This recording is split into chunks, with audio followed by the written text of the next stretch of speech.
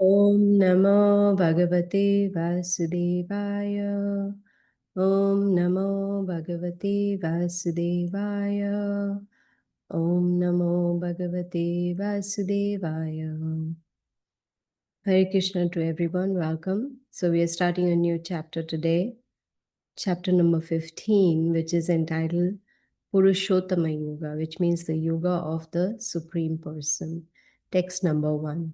Shri Bhagavan Vacha Urdhva Moolam Adha Shakham Ashwatham Prahur Avyayam Chandamsi Yasya Parnani Yastam Veda Savedavid. Translation by Srila Prabhupada. The Supreme Personality of Godhead said, "It is said that there is an imperishable banyan tree that has its roots upward and its branches down, and whose leaves are the Vedic hymns. One who knows this tree is a knower of the Vedas." Om Agyanatimirandasya Gyananjana Shalakaya Chakshurunmilitamena Tasmai Shri Gurave Namaha. First of all, my apologies for not being, not giving a class for 2 weeks, but we are back on schedule now. So this particular chapter, there are many things Krishna is going to teach us through Arjuna. First of all is that this chapter, why is it entitled Purusottama Yoga or Yoga of the Supreme Person? Purusha means supreme being. Uttama means topmost. So this chapter is going to explain to us yoga of Krishna. And in the process, he is going to explain to Arjuna how to conquer the weakness of heart. We may say, hey, my heart is not weak. It's pretty strong. It's pumping good blood. And, everything is hunky-dory. But no. In chapter 2, we learn from Krishna that when the senses come in contact with sense objects, there is attachment. And that attachment is because of uncontrolled senses. And the senses are uncontrolled because the mind is uncontrolled. And the mind is uncontrolled because the intelligence is very weak, which means we do not have enough knowledge from the Bhagavad Gita. So it's a vicious circle. And because of all this, we have weakness of heart, which means we are not able to discriminate between right and wrong, what needs to be done and what should not be done. So it all boils down to taking on knowledge of the Bhagavad Gita. Now, this very first verse, Krishna is trying to explain to us that this material world where we live in is different from the spiritual world. And this material world is a perverted reflection of the spiritual world, which means opposite, upside down. So if there is happiness in spiritual world, here there is no happiness. Prabhupada says that when we say, I'm happy, that is a stage when the distress is less. When the distress reduces, it makes us feel happy, but that is not real happiness. So we will see in this chapter, verses 1 through 5, Krishna will explain how to become detached from this material world, how to go back to the spiritual world, and what are the qualifications required to go back to the spiritual world. Now, one may say, hey, I love my family, I love my friends, I love my country, I love my relatives. Good. There's nothing wrong in that. Here, there is a difference between affection and attachment. We don't want to be attached. Attachment means we are only thinking about this body. We are only thinking about the body of our relatives, our parents, or whoever it may be.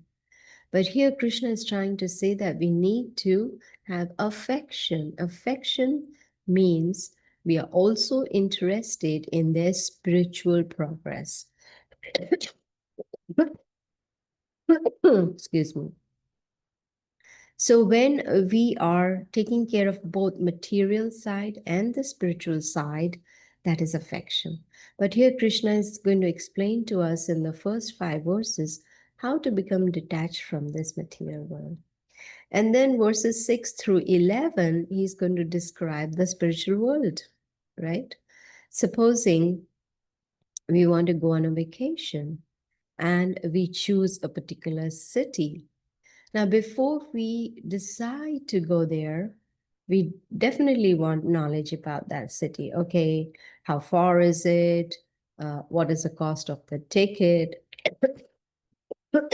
Excuse me. And how to get there? What kind of people are there? What kind of food? What's the weather like? Right? So that knowledge helps us. Similarly, when we understand what the spiritual world looks like, then we can, have the desire to go there. So he's going to describe the spiritual world. Excuse me. Then verses 12 through 15, Krishna is going to again talk about the super soul, that he is situated in everyone's heart as the super soul. Now, we've heard this many times before. And the reason Krishna is explaining this again is because we have tendency to forget. So he's going to give us again more knowledge about him being the super soul, how he's situated in the heart of every living being, how he is guiding us, how he is helping us, how he's sanctioning our desires. And also he'll explain how he maintains this whole creation. It's not a Big Bang theory. There was a Big Bang and there was creation. Nope. The Srimad Bhagavatam, which is the essence of the Vedas, explains to us in minute detail about how the creation takes place. And Krishna will explain how he maintains it. Then verses 16 through 20, he's going to give us essence of the Vedanta Sutra. And he's going to explain how we can get attached to Krishna. You see, if I am holding on to a pole, right? I'm holding on to a pole. There was this very nice story given by Bhakti Siddhanta Saraswati Thakur, who is the spiritual master of Srila Prabhupada. He said a gentleman was embracing a pole and he was holding on to it so tight. And he was begging and saying, "Oh, I'm very hungry. Please feed me. I haven't eaten for 2 days and I'm really tired and weak. Please feed me." So there was a passerby and he had some food and he said, here is food for you. Now he wanted the food, but he didn't want to let go of that pole. How is he going to eat? Once he gets detached from the pole, then he will get attached to the food and satisfy his hunger. So if we stay attached in this material world, how can we get attached to Krishna at the same time? We got to get detached. Once we get detached, and that detachment will be automatic. We won't have to struggle hard for that. Once we get attached to Krishna with the help of knowledge, not blind faith, with the help of knowledge, we understand who is He, what kind of knowledge is He giving us in the Bhagavad Gita, how is that going to help us achieve our supreme goal in life, and how can we go back to the spiritual world. So He's going to teach us how to get attached to Him and go back. And that is the highest secret knowledge of this chapter number 15. Then finally, I'm just actually giving you an overview of this chapter. So towards the end, the last verse, he says, how did we come to this material world, right? An intelligent person should ask that question. How did I land up here in a place of misery? What is the reason? Krishna says, once you conquer the weakness of heart, which is a weak point, then you will be able to come out of this material world. And the very first step is to understand Jivira Swarupoy Krishnera Nityadas, that we are eternal servants of Krishna. We are not the enjoyers. We think that, oh, I have come in this material world so that I can enjoy, I can be the Lord of all I survey. No, we are not the Lords at all. Once we give up that desire to lord it over everything and everybody, then we will be able to make our heart strong. Of course, the easiest and the best and the topmost method of making the heart strong is mantra meditation. We chant the holy names of the Lord every day. Hare Krishna, Krishna Krishna, Hare Hare, Hare Ram, Ram Ram, Hare Hare. So this first verse that we read, Krishna talks about Ashwatha. Ashwatha, which is the banyan tree.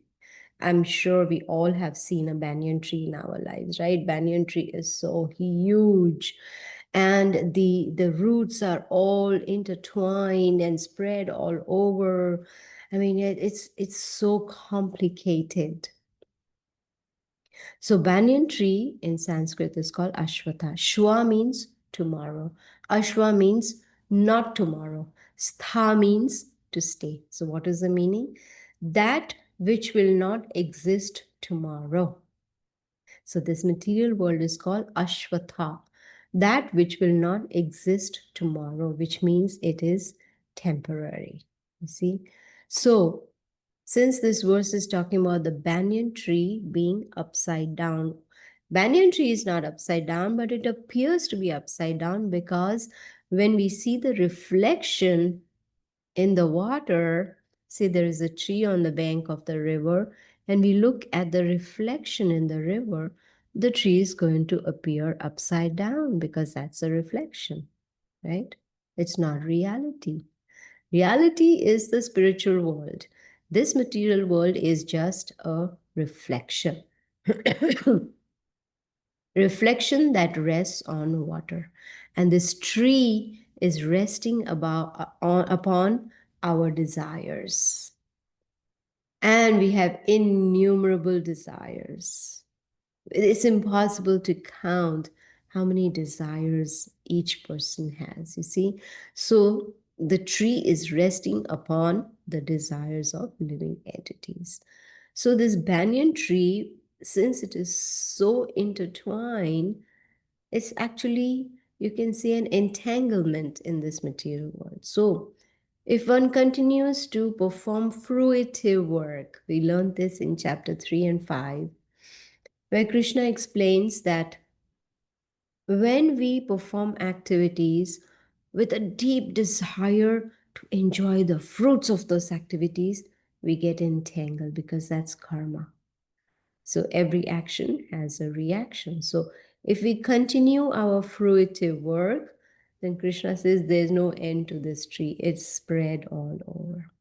And the branches of the real banyan tree, if you see, it produces offshoots, right? I remember seeing a huge, humongous banyan tree. I think it was in Hawaii, I'm not sure.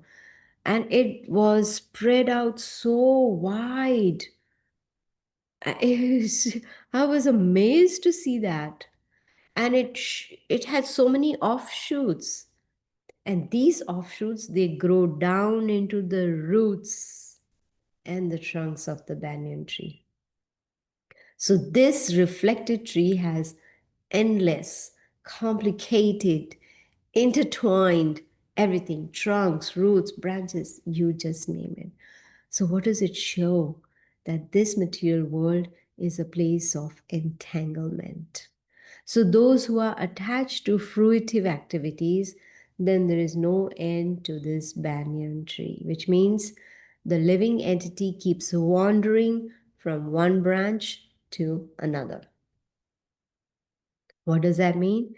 Taking on one body, then taking on another body, and then another body. It's just that whole cycle of birth and death continues. So if we get attached in this material world, then there's no liberation, right?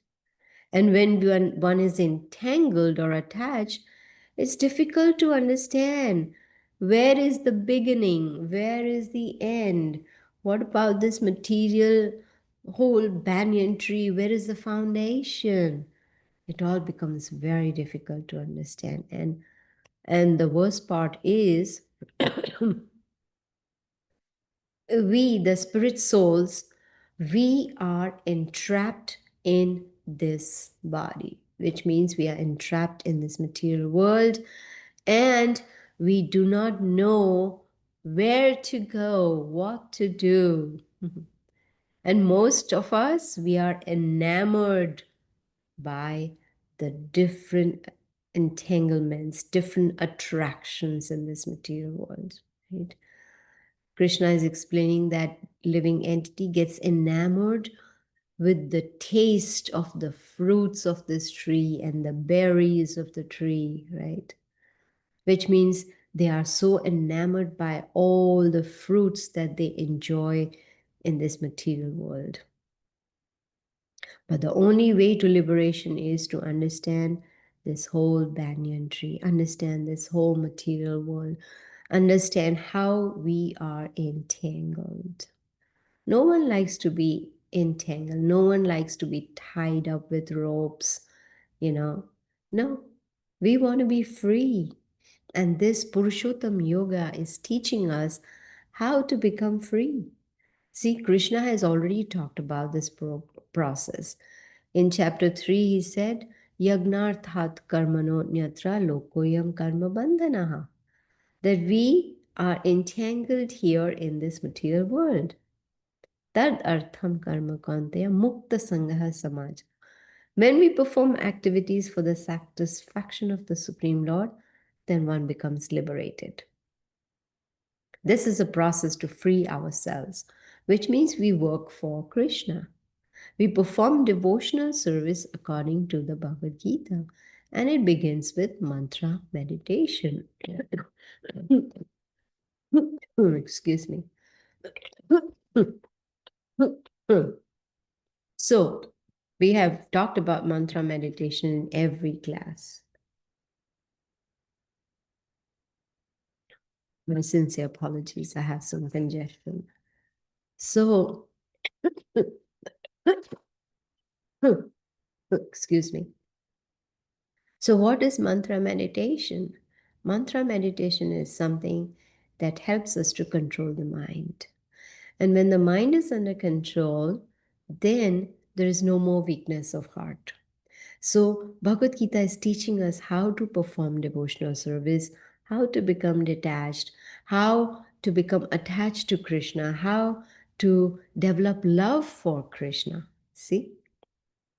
When we perform loving devotional service, which is constantly, not just Sunday morning at 8 o'clock, no, not once a week, but every day. When we practice every day, that is when you will see the benefit of mantra meditation.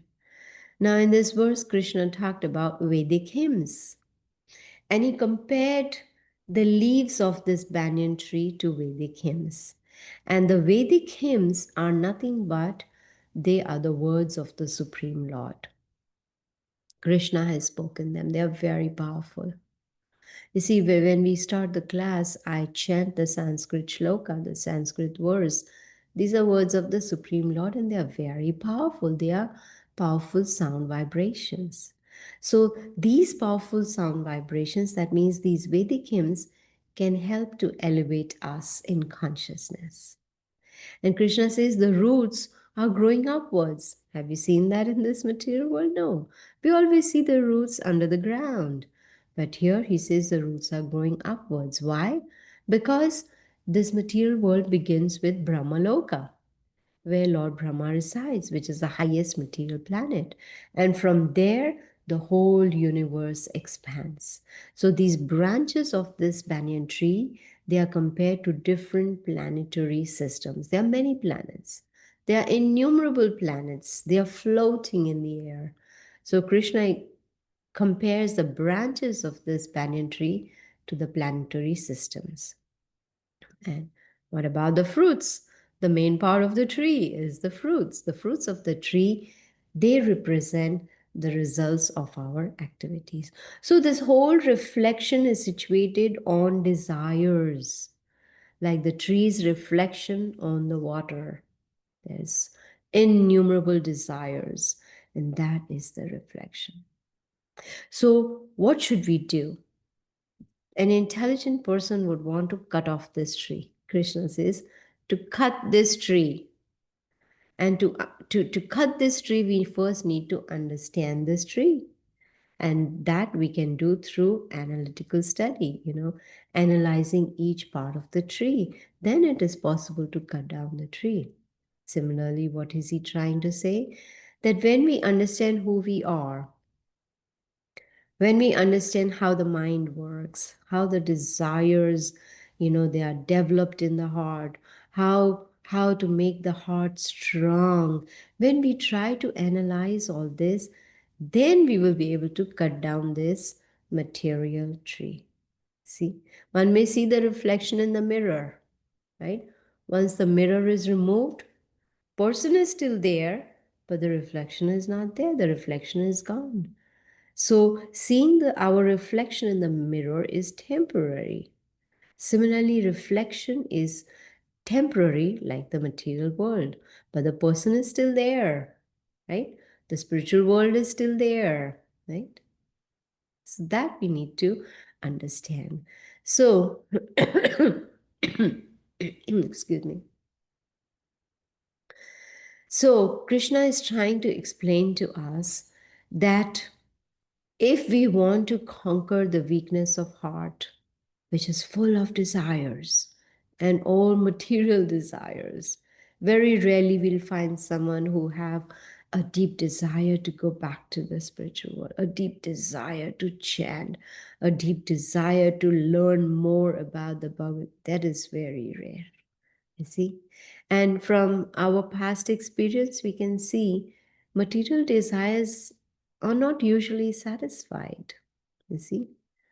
So, if we learn the art of being satisfied in all situations, neither over endeavoring, neither being greedy, then we will be very peaceful. Simple living, high thinking. That we live a simple life, but high thinking means try to take this knowledge of Bhagavad Gita and understand who am I? Why am I suffering? How do I end this cycle of suffering? How do I go to the spiritual world which is permanent, you see? So, if we take on this knowledge, then Krishna says we'll be able to conquer the weakness of heart, you see? And then we will experience happiness even while being here in this material world, see? So, if the heart is weak, it's going to be full of desires, unlimited desires. And these desires will gradually lead us to actions because we want to fulfill those desires, right? And most of the time, these desires or these actions are not based on the scriptures.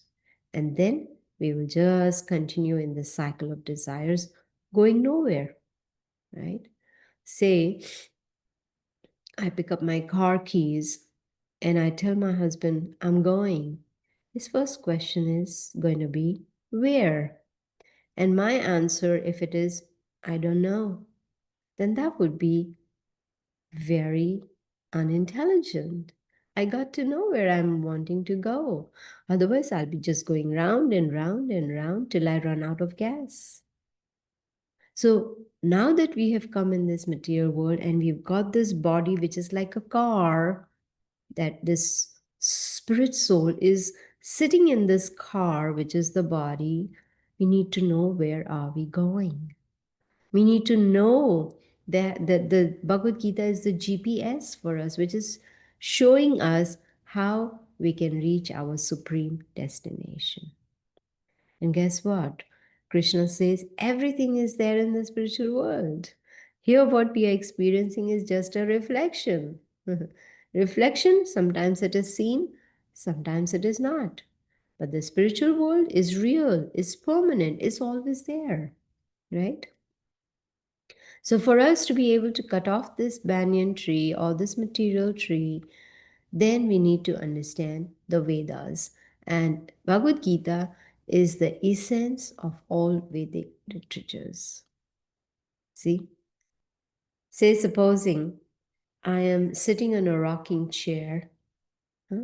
I'm rocking and rocking and rocking. Does it take me anywhere? Nowhere. I'm just right there.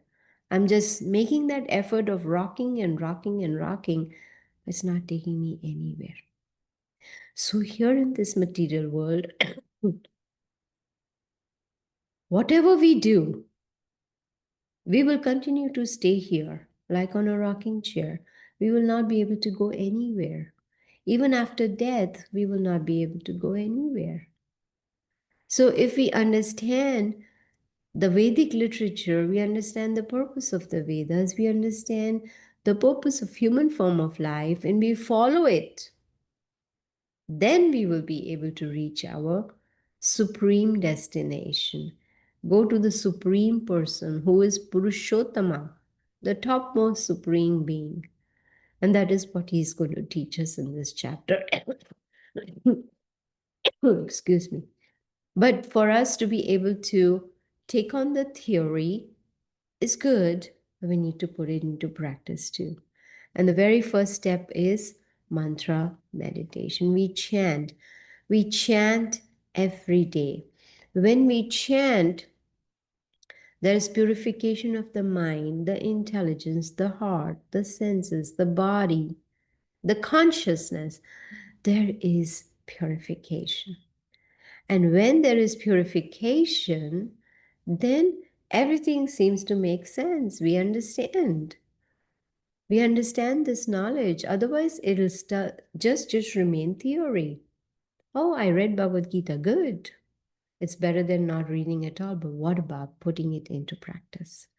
So, if we want to stay on this path of knowledge, if we want to become self realized, if we want to conquer the weakness of heart, then there needs to be purification of the heart. And the purification happens by chanting every day. Chanting what? The Maha Mantra. Hare Krishna, Hare Krishna, Krishna Krishna, Hare Hare, Hare Ram, Ram Ram, Hare Hare. This is how our heart will become strong and we will be able to purify our desires and be qualified to go back to the spiritual world. So I've covered only verse number 1 of this chapter 15 of Bhagavad Gita. We'll continue next Sunday, but so I'll end now. If anyone has any questions or comments that you have, you are very welcome to